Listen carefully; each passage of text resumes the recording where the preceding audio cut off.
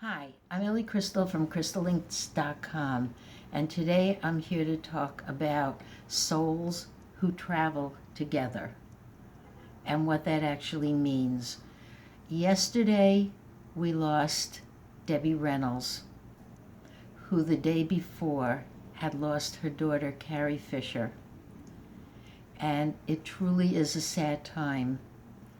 Many of you know that when you hear about one death, it is often followed by a second and sometimes a third, almost like a domino effect. Most of the time, at least one of the people involved was elderly or, at the very least, not in good health. So it stands to reason that when one person dies, maybe the other follows.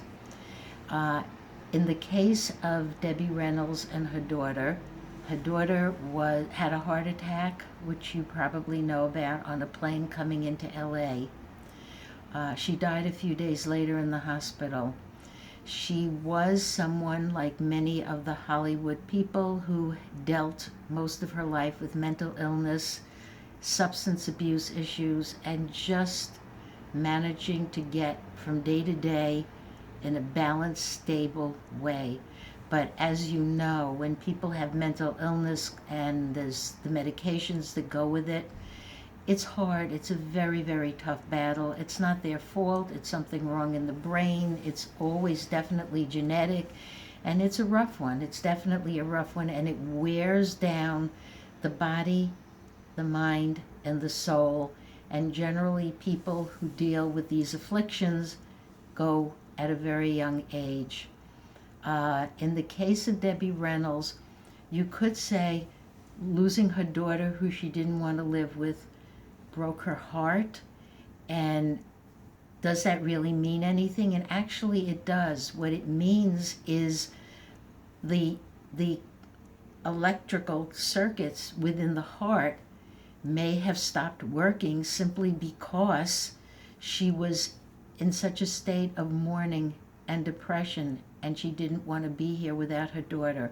Of course, she was 84 years old. One must take that into account, as well as other medical situations she may have been dealing with recently. When souls die one after the other, you sometimes look at it and say, are they two different souls where one can't live without the other? Is their journey to pass at the same time? Or it could be one soul having two experiences at the same time in a physical reality. It's like, here's the soul, okay, and it splits off, and it has two simultaneous experiences, which could easily be happening to you, whether you're aware of the other person or not, or whether you meet that person and suddenly feel this like connection that you can't explain. And it doesn't have to be romantic. It can just be that you feel attached to someone, or you feel you must take care of that person. Whatever it is, the soul's journey definitely is one that's interesting. Now, when a soul has two experiences and the people do share a reasonable part of their lifetime, when one leaves, in whatever the circumstances is, the other part of the soul leaves with it to complete the soul, to make it feel whole. Bear in mind that the journey of your soul, my soul, and everybody else's is multifaceted. You are not just the person who is sitting there watching this. That's a small part of your soul. The rest of your soul is having experiences in many different dimensions and different realms. You can call them past lives, future lives, anything that you want to call it. But your soul is busy. Even when you dream at night, your soul is out there having a whole host of experiences. And when you wake up in the morning here in this reality, another part of your soul could be out there continuing that dream. So the whole journey of the soul is interesting. But for now, we're talking about two souls who follow each other. Now, this generally refers to humans, but it can also refer to pets and other animals, where, let's say, two dogs are raised in the same household. One of the dogs pass, and the other one might be considerably younger or older, and that animal will pass over as well. It's just almost like it's a pull and a tug. One soul is gone and the other one says, it's my time. I'm going to leave also. In the case of Debbie Reynolds, of course, it's very sad, to see her go. But for most of us, it's understandable. She wants to be with her daughter. Her daughter had a very, very rough emotional journey here. She wants to be with her there. Debbie Reynolds may have stayed and lived through age 84 to finally reconcile with her daughter a few years ago, because there was some distance up until then, to make some peace with this, to spend some time with her daughter and her granddaughter, and then stay till the daughter actually left. It's, you can look at all these things as an observer and say, okay, I can see this in my own family, how this person left right after another, or with friends, or just in the world at large. But this is a very common thing. Two souls on a journey, maybe lovers and partners, or maybe just friends, which can be just as close, but one leaves and the other follows.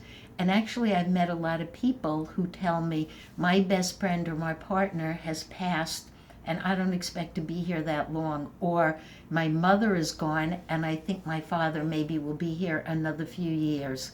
So it's not all that complicated. Emotionally, of course, it could be stressful depending who you're talking about, but it's not really that complicated. For me, it was interesting yesterday because I was out visiting with my family in New Jersey, and my son-in-law John's father, Joel, was there. We were celebrating his birthday. He was 73 yesterday. Before I went out there in the morning, I smelled cigarette smoke. I mean, cigarette smoke in my office here. And I was like, oh, I usually associate it with my deceased husband, Ralph. And I'm like, Ralph, I told you I do not want you smoking up my house or making me, but this was heavy and a cough to the point where I said, I know I have a new smoke detector, but I'm going to go out and check the apartment, peek out in the hall, see if maybe there is a fire or something that's making me choke. There was nothing. I came back to the computer. The smell was still here. And then I realized, wait a minute, I'm yelling at Ralph, but it wasn't Ralph at all. It actually turned out to be Joel, the man who's turned 73. It turned out to be his wife, Sheila, who died 3 years ago. She was a very heavy smoker, and I hadn't put it together. And sadly, 2 years ago, her daughter, Paige, died on that date, the 27th of December, and it was her 40th birthday. So now we have Sheila and Paige coming back here to tell me personal messages for Joel, but also that it was the anniversary of her birthday and a death, and it was really very, very interesting. I guess I never really look at death the way a lot of people do, like, is it the end of the world? But now we all go, okay, somebody died, they're going to come to me, they're going to show themselves, they're going to come into my dreams, which sometimes you remember, sometimes you don't. But it is the way it is. In my son-in-law's family, it was a mother and a daughter who died within a year, both of cancer. Very sad. The daughter, who just had turned 39, left 2 little boys behind. And yes, you're saying, yes, it's so sad, and we hear these things, it just happens. I think when somebody dies, besides the fact I feel this is a hologram and that's their programmed time, I also feel that they're tired, they're burnt out. The mom in the situation, Sheila, I believe that she died because she knew that her daughter was going to get sick and pass months later of cancer. I know that sounds like a stretch, but for many of you, it's going to make sense because I've heard about all kinds of situations like that. I have a client whose mom died just suddenly of a heart attack. She was in her 60s, and then her daughter died within the year. Her daughter leaving behind a little girl. And the most interesting part about that is the daughter died of cancer, the mother died of a heart attack, the daughter died within a year, and then the following year on a similar date, the little girl also died of cancer. It's just these weird patterns that stress the emotional base of what makes this reality what it is. I'm sure you know of stories of your own, of situations of your own, and you like to make sense of it. But sometimes there are things that happen here we just can't make sense. We try, we really try. We say, okay, this makes sense on this level, but maybe not on that level. But at the end of the day, all you can do is just go along with it. So in the case of Debbie Reynolds and her daughter, it were two souls that were either one soul having two experiences or two souls where they stayed for each other, and when one left, the other left right after. Be it a broken heart that had a medical problem or a broken heart that was emotional problems. It's, it's not for us to say, it's just for us to say it's, we've lost two very wonderful performers who were multi-talented. Debbie Reynolds was multi-talented. I'm going to be 74, so I remember Debbie Reynolds when she first came up on the scene as a dancer, as a performer, as a singer. She was wonderful. She was amazing. I remember as a child going to see her movies. She really was a very special soul and a special person. And wherever they are on the other side, I'm sure they'll be around to visit Carrie's daughter and her Uncle Todd and whatever other relatives they need to connect with. On that note, if anything like that happens in your family, all you can do now or ever is just let things happen the way they're meant to happen. We are about to go into 2017, and I know I end all my little video blogs here with we're going into 17, a year of uncertainty, and that really is going to be the name of the game. We really don't know, between the ongoing climate and natural disasters and everything else that's crazy bedlam in the world. All we can do is just go forward, be prepared for the inevitable, and see what happens as it rolls out.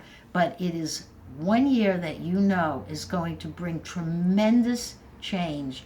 Try to keep calm, try to keep cool, especially if you're a person who suffers from anxiety and panic and all these, fearful emotions.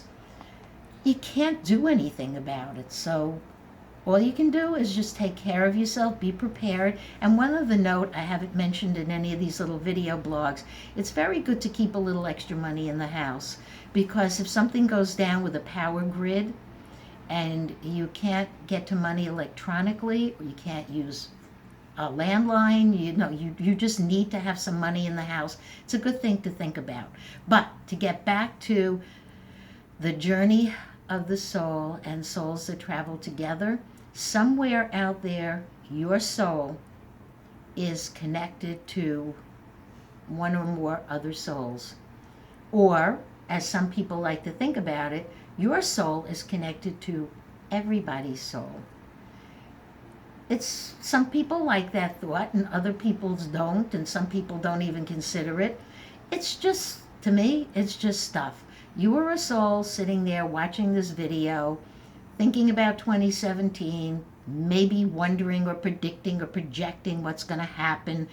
And if there's a soul out there that's connected to you, maybe you'll meet, maybe you won't, maybe you'll never meet. It's just going to be what it's going to be. But as far as the souls traveling together, it happens all the time with humans and non-humans.